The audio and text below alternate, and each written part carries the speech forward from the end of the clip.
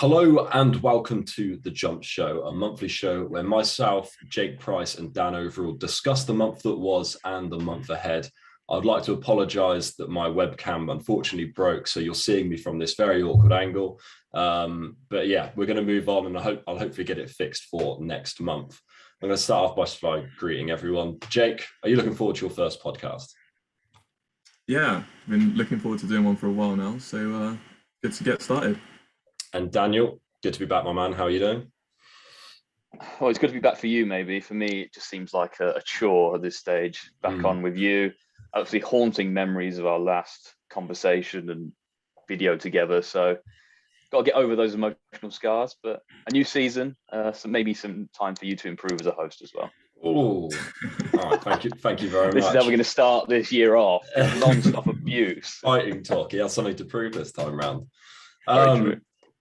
Okay, so this month's episode is going to be a preview for the whole season. We're going to start off by recapping the summer, and I'm going to start with you, Jake. What was your biggest piece of news to take away from the off-season? Yeah, so obviously there's been lots of news to catch up on, but the main thing for me was the BHA announced at the beginning of last month, September, that there's going to be some changes to the handicapping system. So if I just rattle off a couple of their points on what they published. They're going to give more generous drops where appropriate. So for older, aggressive, non-winning horses, they're looking at starting sections of the novice hurdle division on the lower opening marks. But it says final details to be confirmed on this. I'm not sure how useful it's going to be, but hopefully it means we don't end up having novice hurdlers rated 150 after winning 3 novice hurdles. There's going to be some recalculations of BHA race standards, and they're going to be reassessing horses after 6 months rather than 9 months. So hopefully all these things help to, reduce handicap marks from their inflated rates that they are at the minute, and hopefully bring us more in line with Ireland. The Adonis hurdle winners should also not get bumped up about £20 like the last couple of. Who was it? Tritonics now a stupid mark, and who was the one before it for Paul Nicholls? If anyone Solo was like 157. Yeah, something. Absolutely ridiculous. Yeah. Something He's 135 now, by the way, Solo. Yeah, well, that's supposed probably more about the right standard, isn't it? And Dan, what was your big takeaway? Yeah, so I think the interesting one that caught a lot of headlines, and there was a racing TV video about it the other day, was the merger of Fergal O'Brien and Graham McPherson in what is probably one of the first cases of 2 very separate yards in separate locations coming together. Obviously, we've seen father and son combinations and family ties, but this one is a bit of a different proposition, especially with them keeping both yards. So Fergal's going to be the name on the license, Graham's going to be doing some of the behind-the-scenes stuff, and it bolsters obviously already quite a strong team for Fergal. So yeah, I think he has about 140 horses in training. Graham has about 42, I think, last time I checked. So a decent new addition, like a 30% bump on that. It's probably not going to be enough to get him to the challenging for the trainer's title just yet, just because he probably doesn't have the pure power at the top of those divisions to challenge. But is a yard going the right way? He knows how to place those horses. So it'll be interesting to see how they get on and manage that logistical challenge of having horses at 2 separate locations.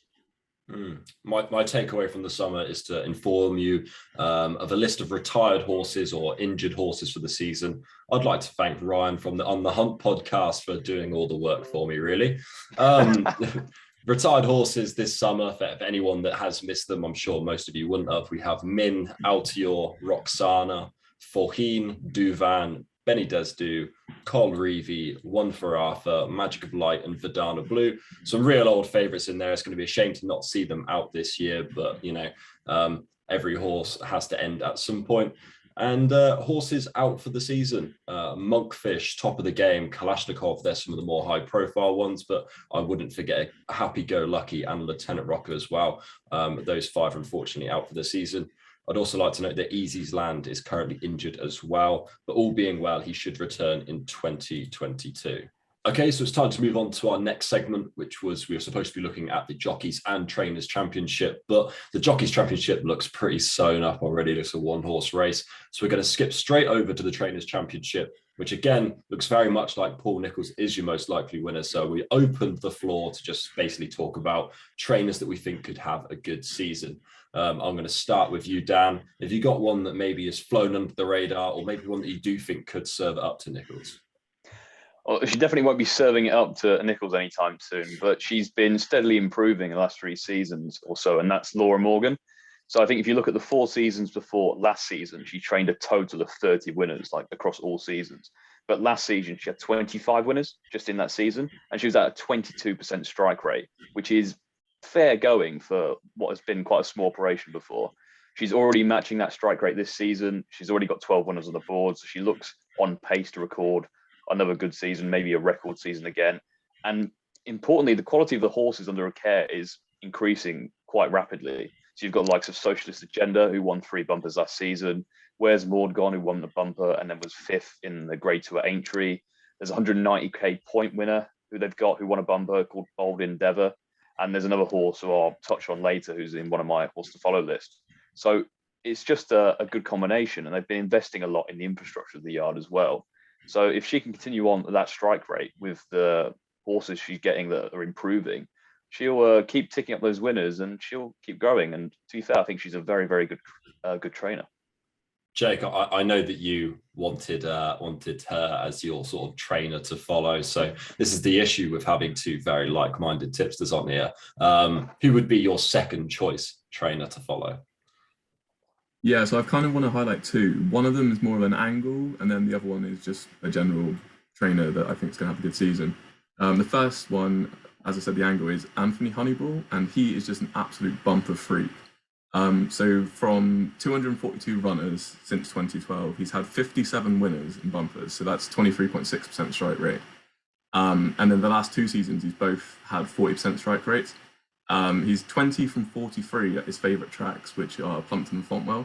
So whenever you see a Anthony Honeyball bumper horse at Plumpton or Fontwell, that 46.5% strike rate is obviously worth its weight in gold. He's got a really good team of young horses that are unraced as well for bumpers this season.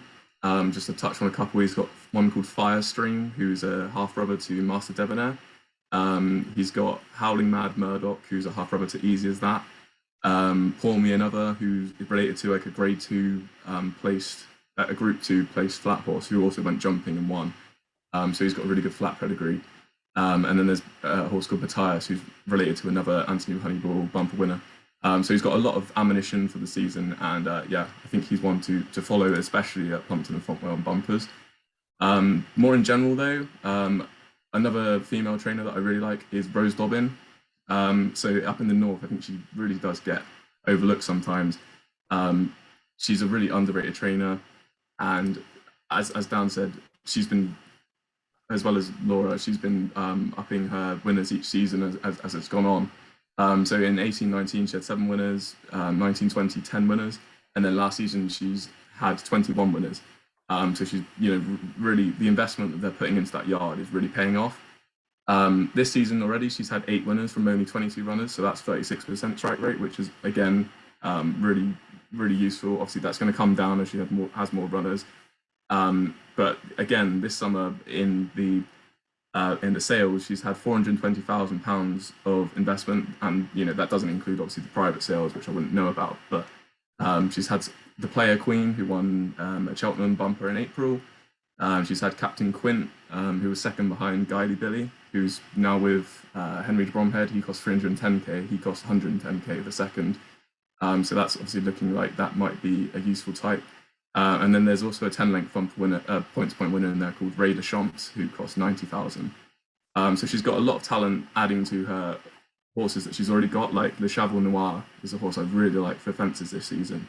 He reached 127 over hurdles, and I think this season is going to be even better for him. So she's got loads of nice horses. I think most of them are owned by her parents actually, which is quite interesting. Added pressure to your job. But yes, she's a trainer I really like, and is another one to keep an eye on. Just a note on Anthony Honeyball as well, actually. I think I was doing some research for my horse to follow this back in the day, and his strike rate with handicap hurdle debutants as well is really, really good. I think it's 29% for like an actual over expected ratio of 1.66, which is crazy. So they way outperform market expectations in handicap hurdle debutants as well. So just another thing to keep an eye on from that yard. These couple of shrewdies. Slash nerds. I landed on the Tizard yard. it looks really obvious to me that they're going to have a good season after such a poor year. I think they'll likely have some very well handicapped horses. We were sort of waiting all of last year for it to click, and it just didn't. There's potentially some personal reasons behind this, and hopefully they can go better this year.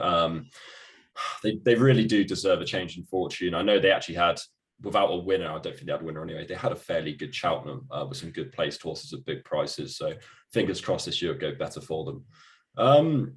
Horse to follow time. We briefly discussed it this afternoon, and I'm happy to say that none of our picks were grade 1 animals because we're just that sort of group of people.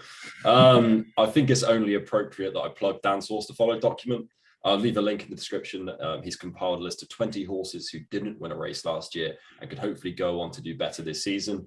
He did this last year and it went down well. It chucked up some winners. It's definitely going to be worth a read. And I know he's going to pick out just one of them for you today. We'll start with Jake. Who is your horse to follow for the jump season? Yeah, so again, I've just looked at two, but I'll just quickly mention them both. So the first one is One Upmanship. So he's trained by Jack Barber, and he just always looked like a chaser. So he started off in bumpers back in November 2019. He placed a couple of times. Then he had a wind operation at the end of the season. And then he went novice hurdling last year. So on his debut, he ended up bumping into Metier, who obviously went on to win the Grade 1 Tolworth. So that's obviously a really nice bit of form, one finishing second. He's finished behind Lord of Carac, who's a 127 horse. He was second in a handicap behind Sizable Sam, who's a 131 horse. So that's another really nice piece of form. He disappointed on heavy ground at Wincanton in February, so maybe one to err on the side of caution if it is bottomless. But he won his maiden hurdle at Fosslas in April, which he was entitled to do, but it just proved that he could actually win a race, which is something you obviously really want to see from your horses. But yeah, this season going chasing, I think is going to bring out the best in him. Stepping up in trip to beyond 2 miles 6 furlong to up to 3 miles, that would be really good for him as well. So yeah, that's one of the horses. He's rated 1, 2, 3, so he should be winning novice handicap chases this year. The other is one that should be winning Grade 1s. So I'm looking at Willie Mullins's Classic Getaway here. So he actually cost a stupid amount of money. He cost 570 grand for Cheveley Park. He was supposed to go with Gordon, obviously after the incident, he got moved to Willie. But yeah, he's a horse who won his point to point by 8 lengths, so over 3 miles. So he definitely wants a trip. He then went and ran a 2 mile 4 furlong bumper, not a 2 mile bumper like most horses do. So again, pointing towards him wanting further. But he absolutely, pissed up, won by 15 lengths. And I think he's a horse that Cheveley Park have got a lot of faster horses in their novice hurdle division. So you think of it, you've got Grange Clare West, who Patrick said would need 2 to 2 mile 4 furlong. And then you've also got So Gerhard, who obviously won the champion bumper last year and is a horse that probably will start off over 2 miles. So I think that leaves the 3 mile hurdle division open for Classic Getaway. He's currently 25 to 1 for the Albert Bartlett, which doesn't look like a bad price. And yeah, I think he's one that's going to really progress. He is 8 to 1 for the champion bumper, but just to note, Patrick Mullins did say that they will, both him and Grange Clare West will be going hurdling. So they're ones to avoid in the champion bumper. And I'm sure this was a really tough decision, whittling down to just one horse from 20. I know you're also going to take liberties as well and most probably pluck out 5. But yeah, who did you land on? You know me so well. It's not even fun anymore. I can't just give you like random stuff to surprise you. But I was actually going to give a shout out to one before moving on to the one. And the one I wanted to mention, because I'd spoken about Laura Morgan, is Here We Have It. He's a horse she rates very highly by all accounts after speaking to her. And his form in a maiden hurdle actually worked out quite well. He's only had 2 starts under the rules, but as a host of point-to-point experience, they think that when he gets 3 miles and he goes over fences, he could be a 140 horse. So over a horse that's never won under rules and didn't even win a point, he's going to be one that might just sneak under the radar. And the way he travels to me suggests he's a decent animal. But the one I picked out and landed on from the 20 of my babies was Overcourt for Sandy Thompson. And I would be amazed if he stays sound this season, he can't win at least one handicap, because he just seems too well handicapped to ignore. He was progressive over hurdles back towards the back end of the 1920 season. He progressed through novice hurdles and then won a couple of handicaps. And then he made a really nice chasing debut back in October 2020 at Sedgefield. He jumped really well. I think he was the lowest rated of the field, bar 1 on this occasion, but finished a really respectable second over a trip that probably was short of his best and on good ground. The winner has won again since. and the third, fourth, fifth, and sixth will since won over fences as well. And they're all rated, I think, at the minimum in the 130s now, all of those lot, which Overcourt, as you'll see, is going to be quite a well-handicapped horse. He was a bit jarred up following that run, which probably was a result of the good ground, and all his wins have come on heavy. So I doubt you'll see him with good in the going description again. But because of that, you didn't see him again for another 4 months. And when he returned, he was back over hurdles, probably to protect his novice status, where he shaped better than the bare result. I'm not really going to look too much into that run, because I think this season, when they can really kick on over fences, where you're going to see the best of him, because he is built to be a chaser and he's bred to be a chaser. Is Dam won, I think, 3 times over trips in excess of 3 miles. So he's a proper staying type by Court Cave. And Sandy Thompson knows his staying chasers. Like, that's his forte. He has a really good strike rate with those types. And for a mark of 120, based on that one run at Sedgefield over fences, and the fact that he was progressive beforehand, I think he looks certain to win at least one race over fences this season. I think he could rack up a bit of a sequence like Sandy Thompson can do with his horses. And if I had to outline a target, it might be a bit ambitious, given he's only had 1 start. But the Scottish Borders National is a race the yard has done very well in.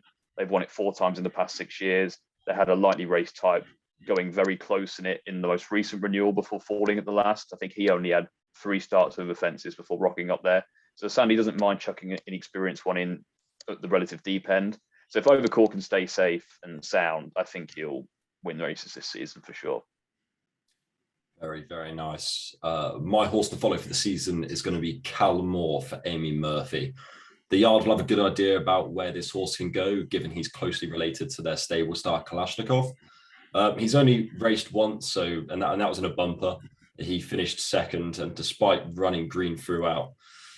The winner, Dodie the Great, is thought to be a smart horse. I found a quote from Nicky Henderson saying that he's one of their brightest prospects for novice hurdles. It's a little bit left field for me. Maybe my love for Kalashnikov has sort of taken over here, but I'm hopefully he'll be a good horse. He's definitely shaped like it last year. A horse not to follow, or a horse to forget, I guess you could word. I'll start us off with this one. Chantry House. Placing the Supreme and a dual Grade 1 winner of fences, but I just don't think he's that good. His Cheltenham win required the 4-9 favourite to fall very early on in the race, and Harry Scouten to go off like a lunatic on Shan Blue. That looks like poor form to me. His second Grade 1, he needed 4 out of 7 of the horses not to finish. He'll need to take up all the best races given his mark and what he's achieved by name, and I just don't think he's going to be up to that class. So yeah, happy to discount Chantry House this year, and I'll head over to you, Dan, for your horse to forget. Controversial. Chantry was been touted by a fair few as their Gold Cup each way shout. So then again, you don't exactly shy away from a controversial opinion. You backed Defi Desoy for the Champion Chase last year, so you don't mind going against the grain. That's for sure. I'll keep my mouth shut. It would be best if you did. So going on to my horse to not necessarily avoid, but one to be wary of, just based on quotes that have been coming out in the recent couple of days, is Monreal. Obviously, a top-class juvenile, looked a very exciting prospect last season, obviously taking the Grade 1 at Aintree as well, after missing Cheltenham. It looks like he's going to be sticking to hurdles. I think the Fighting Fifth being the first target in mind, and maybe the Aintree hurdle being the long-term target. It's just always difficult. It's a bit of a cliche, but it does ring true that these juveniles, when they step into open company, they can struggle.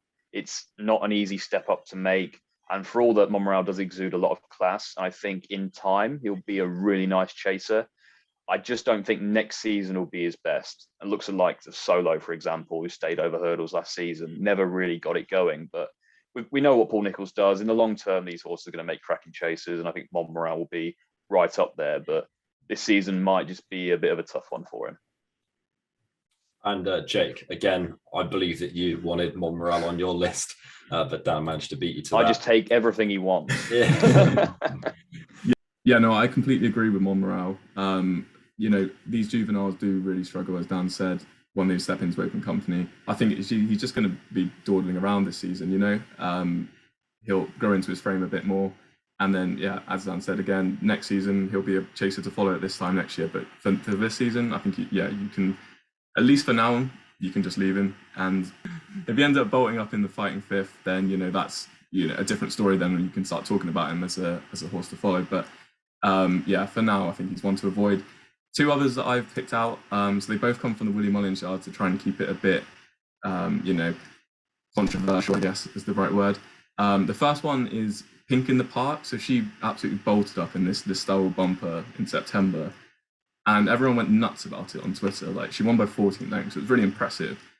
But for some reason, she's now 8-1 joint favourite for the champion bumper, and I think that's literally the worst anti-post price I've ever seen in my life. She recorded a RPR of 115 when winning that bumper, which, is not bad for a filly in a bumper. But yeah, I mean, look, Willie does not run his best horses in September if he knows they're a good horse. Dranji only returned to trainer this week, for example, so that kind of gives you I knew you'd mention her. You couldn't go an episode without mentioning her, could you? I couldn't, no. And so I think she's one that you can definitely do not back for the bumper. And next time she's going to be really short anyway, so I think you can just leave her for that as well. The other one, which is a bit more risky, is Echoes in Rain. Now, obviously, this mare was really good last season. She won 2 Grade 2s and a Grade 1, so saying that she's not a horse to follow sounds a bit counterintuitive, but she was so keen last season, like in her races. She's a really headstrong mare. They really had to do a job on her to try and keep her calm. And I think, obviously, this season, she's now like as short as 5-1 for the mare's hurdle. And obviously, that's over an extra 4 furlongs, and you've got the Cheltenham Hill. I think there's going to be a tough ask for her to stay 2 mile 4 furlong, unless she obviously has, settled down over the summer. I will caveat it, obviously, if she goes and bolts up over 2 mile 4 furlong first time out, then, I will reassess. I'm not going to be stubborn about it. But for now, I think she's one that you can avoid just because how keen she's been running. Jake's just on a mission to discount every other Willie Mullins trained mare just because he's got his favourite, like we all know. It's just a butchering job on all these poor mares. Done nothing wrong, but will never win over your heart. It's a shame. You'll never get a worse anti-post price than Animix was for about 3 seasons in the Supreme. That's a throwback. The sort of quotes coming out of the Willie Mullins yard regarding the bumper horse, that Pink in the Park, did you say, was that we always thought she was a nice filly, a nice mare, whatever. And maybe it was like a scaremongering tactic just to get horses to sort of leave her alone for her future races till they could pick up some prize money. But yeah, I'm not so sure about that one either. 8-1 very early on in the bumper. I think the bumper winners always keep coming from that Leopardstown race in February, so very early to be thinking about it. Yeah, there'll be loads of types that people haven't even heard of yet that will come out, bolt up in bumpers and go off way shorter than 8-1. We're going to give an anti-post bet for the season. We're going to try and steer away from Cheltenham because, the jump season is not just all about March. So we all picked a race, I believe, from away from Cheltenham from an anti-post perspective. And I'm going to head over to you, Jake, for yours. Yeah, so I've gone to Newbury for the Ladbrokes Trophy. So if you go on Oddschecker, there's actually a market up for this, and it's just littered with non-runners. So if you go through, you've got Enrillo, who's favourite 8-1. Fair enough. I think he probably will run, but he's not one that I'd be on side at that short price. You've then got Next Destination, who Paul Nicholls has said is going for the Betfair Chase. He's 10-1. You've got Lieutenant Rocco and Happy Go Lucky, both 12-1. They're both out for the season. You've got Cloth Cap, who's up £21 from his win last season. And then you've got Shamblu, who Dan Skelton said is going to go for the Charlie Hall and then the King George. So again, I don't think the Ladbrokes Trophy is coming into play there. So that leaves you 2 horses between Enrillo and Shamblu, which is the Big Breakaway and Fiddler on the Roof. So the one I actually like here is the Big Breakaway. So basically what the Tizzards are doing is they're going to both run in intermediate chases in the next couple of weeks. And then they're going to split them up between the Bet Victor Gold Cup and the Ladbrokes Trophy. So one of them, obviously, I think Fiddler on the Roof, he's capable of winning over 2.5. So I think, in my opinion, it should be him who goes for the Bet Victor. But the Big Breaker, I think, needs every inch of 3 miles. So that's the one I'm hoping will go for the Ladbrokes Trophy, and it's the one that I like. Obviously, last season, he was a bit clumsy, shall we say, at his fences at times. Sometimes he wasn't, obviously, but you've got to remember he was a 5-year-old turning 6 last season. I think that's a young age to be going chasing, and he doesn't have that maturity yet. But this season, after a summer off, I think he's actually going to develop into a much better horse than his current rate of 146. So you got to remember he placed second in the Quarto Star over Christmas last year behind Chamblou. He was third in the RSA behind Fiddler on the Roof. And then for some reason, when they went to Aintree for a rematch, the Big Breakaway went off like a much shorter price than Fiddler on the Roof did. So someone obviously fancied him. He ran a stinker and he ended up being pulled up. So you can put a line for it because I think, the Tizla Save obviously were out of form last season, in and out of form, shall I say, anyway. And yeah, I think he's just one that's going to develop into a much better horse this season, just like Slate House did a couple of years ago. Obviously, he went off the ball in his novice campaign as well, came back, and then he turned into just like a different horse. He won at Cheltenham, and then he was favourite for the Bet Victor when he fell, and he looked like he was going to win that day as well. So, yeah, I think similar prospects with the Big Breakaway, and he's won for the Ladbrokes Trophy. I like that angle because I've always been a big fan of the Big Breakaway, although, as you say, last season didn't exactly go to plan for him. Mine's going to be coming from the Betfair Chase, and that's going to be Royal Pagaille. He took the staying chase division by storm last year with some terrific efforts in handicap company before taking in a grade 2 and winning by 16 lengths. I think Venetia Williams sort of felt the pressure with sending him to the Gold Cup. I remember them being unsure about it for a long time anyway, given he was quite a young horse, the undulations of the track. He went and it didn't go well. He was beaten out of sight. As I said, Cheltenham's was sort of a different test to anywhere else, as we know. All his forms on heavy ground, on flat tracks, and he is likely to get that here. Bristol de Mai, he's going to be 10 years old. I'm not sure if this is the plan for Abelutard, but historically, this is a horse who's needed the run first time out. And where this fixture lines up in the calendar, it's very likely he's going to have to come here fresh. I believe as well, Clan des Obeaux set to go straight for the Boxing Day race. So yeah, I really like Royal Pagaille here, about 5-1. And yeah, Dan, your last anti-post bet. Well, the anti-post bet from you. Yeah, well, I did go to Cheltenham, but not the festival. So I went for the Greatwood Hurdle. And I will just pull the curtain back slightly. For the viewers watching this, I had honestly no expectation that any of you two would do this. Like, I know it was on the itinerary, but I didn't think anyone would find a bet just based on the races that are priced up or anything. So when you two all of a sudden had something, I was in like panic mode, trying to find anything and scrambling around. But I actually think I've found a decent one here.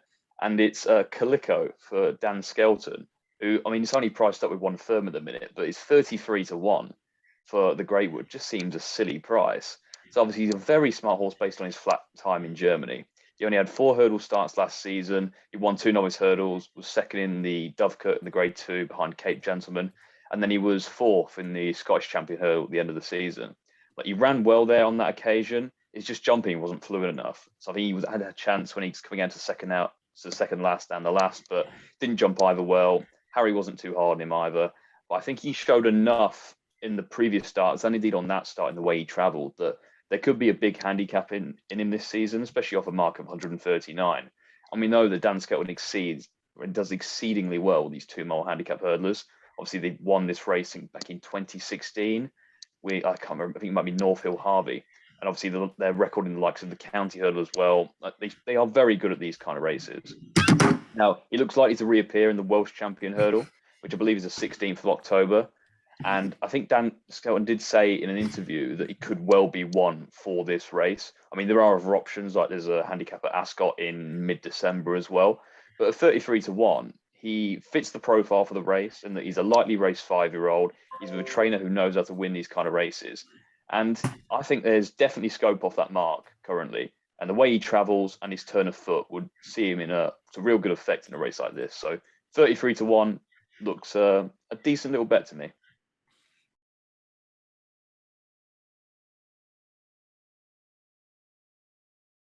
Okay, so that's just about going to wrap up this month's podcast. It's been an eventful one. There's been some bumps in the road, but hopefully it looks like some of the pristine content that me and Dan managed to produce last year. Steve might be pushing it. With our new apprentice on board. All right, guys, I don't know if you have anything more to say. Dan, I'll pass it over to you if you have anything more to say at all. No, I just hope everyone enjoyed it. I hope it's more enjoyable to watch than it was to record. Honestly, that you wouldn't believe the amount of setbacks that took place. I'm starving. I haven't eaten. I'm so hungry now. But I look forward to doing it again next week, where hopefully there is some increased professionalism, shall we say? Month. We've got a month to fix all the issues. Well, there might not be enough time. Jake, well done. I thought you did fantastic there. Have you got anything more you'd like to say at all? No, yeah, just happy that the jumps are back, and good luck everyone with your bets over the next couple of weeks. Brilliant. Really looking forward to this. And guys, if you haven't already seen on Twitter, there'll be some videos out this weekend for the Twitter tournament. So very much looking forward to that as well. Glad to be back on this page. Glad to be producing some content over the winter. So yeah, really looking forward to it. And we'll catch you next month for the next episode of The Jump Show.